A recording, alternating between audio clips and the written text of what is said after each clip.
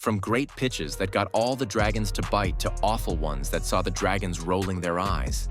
Businesses come and go in the den, but some of them enter the Hall of Fame as the most successful ones, crossing millions. 10. Reggae sauce so good he had to name it twice. Levi Roots, real name Keith, entered the tank with a guitar in his hand and his heart on his sleeve in 2007. Put some music in my food for me and give me some reggae sauce. Levi had been working on his reggae sauce practically for all of his adulthood, in between making music, of course. He claimed that his sauce was the perfect alternative to both tomato sauce and hot sauce. Levi believed that traditional sauces had no flavors to them, but with his special sauce, you could feel all the ingredients poke through. 50,000 for 20% in my reggae sauce. He wanted £50,000 in exchange for 20% of his company, based mainly on the fact that a major company had just placed an order for over 2 million liters of his sauce. However, upon closer examination, Theo Paphitis pointed out some legal jargon that had gone right past Levi's head. This temporary setback didn't mean the dragons were uninterested, though. They were very interested in Levi and his sauce. Even if he didn't get the deal with the company, he was going to walk out with a deal from the den. Peter Jones and Richard Farley offered to go in together with £25,000 for 20% each, twice as much as Levi had planned. But the investment paid off. As of 2025, reggae sauce is worth over £30 million, becoming a supermarket staple across the United Kingdom. 9. Trunki. It'd take a lot of millions actually, for Duncan Bannatyne to admit that the dragons made a mistake. This rare occurrence happened in 2006 when Rob Law entered the den with Trunki, the world's first ride-on suitcase. While Rob's presentation was solid and his numbers were pretty good, he wanted £100,000 for 10% of the company. That was way more than what the dragons were willing to offer. You've probably seen a Trunki around you at one airport or another, but the dragons actually ripped Rob's product apart. Theo, for example, called it worthless. Richard was the only one who wanted to invest, but he wanted over 50% of the company. Ultimately, Rob walked out of the tank without a deal. In 2023, Rob Law sold Trunki's parent company for just over £12 million to digital firm Heroes, yet remained as a general manager. It's one of the den's most regretful experiences. Rob's happy with his millions. 8. Tangle Teezer. You've heard about it, you've seen it more than once, and you can't help but be intrigued by it. We're of course talking about Tangle Teezers, the global hair care phenomenon that untangles your hair without tugging at the knots.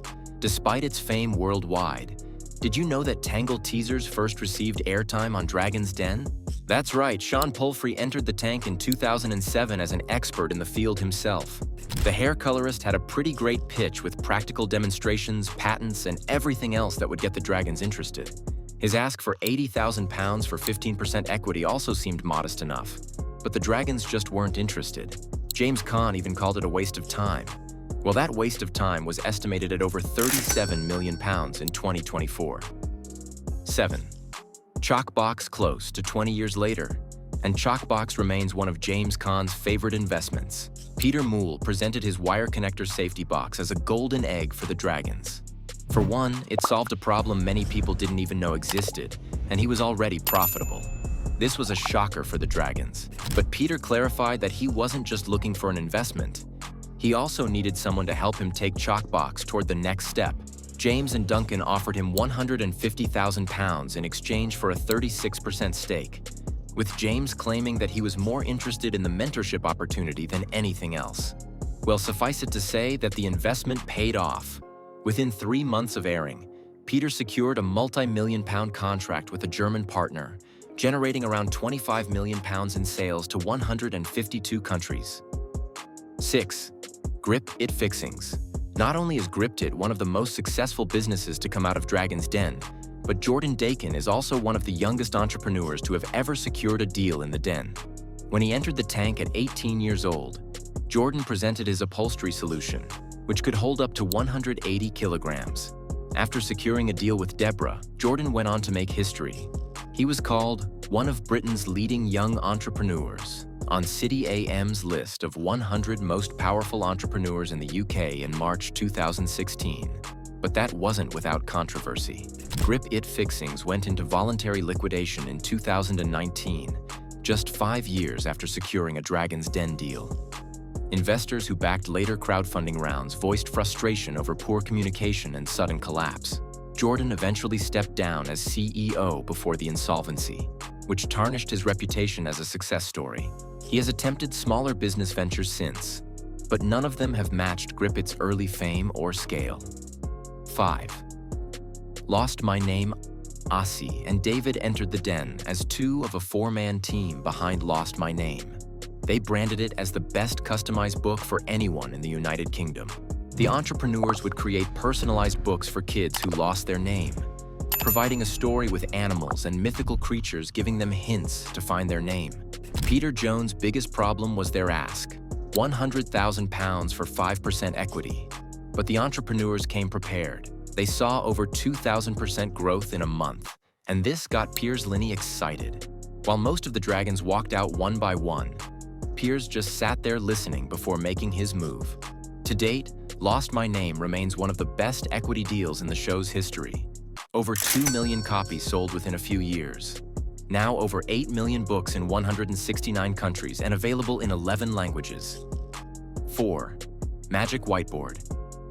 You know it's going to be a big deal when all 4 of the dragons want in. 2008's Dragon's Den saw a rare occurrence where every one of the investors was interested in Neil and Laura Westwood's portable flip chart alternative. The entrepreneurs were offering a roll of A1 whiteboard sheets that stick to surfaces via static.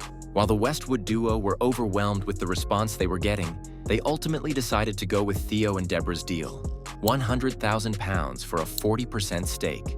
Revenues surged from £45,000 pre-den to over £1.2 million in the first year after the deal. Today, you can find Magic Whiteboard in every retail outlet near you. 3rd, Destination London.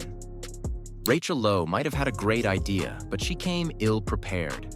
The Dragon's Den might be the only place where you have to come with stats, figures, and numbers. Otherwise, the dragons will rip you apart. The board game mimicked Monopoly a lot, and that was something that the dragons were concerned about. Rachel knew this would be a concern, but she thought she had everything in check. Well, she didn't. The dragons were especially concerned about the fact that Rachel was putting all her hope on the fact that a celebrity would endorse it. Would that be enough? The dragons didn't think so, and Rachel walked away without a deal. Well, Destination London debuted at Hamleys in Christmas 2004 and outsold Monopoly as their best-selling game that year. After a corporate setback in 2009, she rebuilt the brand, secured a major acquisition in 2022, and continues creating creative board game spin-offs.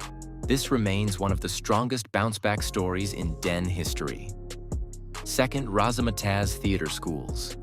Denise Hutton didn't just enter the Den by herself. She was accompanied by a team of 4 highly skilled kids who were a part of her Razzamatazz Theatre School. Denise was looking for £50,000 for 25% of a part to invest in not just one school, but the whole franchise. It was an entertaining pitch, that's for sure, but some of the dragons were concerned about logistics. You see, Denise only had 2 schools when she entered the Den, with plans for an expansion that hadn't happened yet. But that's what she was in the Den for. One dragon, however, was very interested in the idea, and that was Duncan, who, interesting fact, has 6 kids. He gave Denise exactly what she was looking for, and today, there are over 40 Razzamatazz schools across the UK, teaching thousands of children weekly. Which of these Dragon's Den products have you used? Which one did you anticipate becoming a hit? Let us know in the comments down below.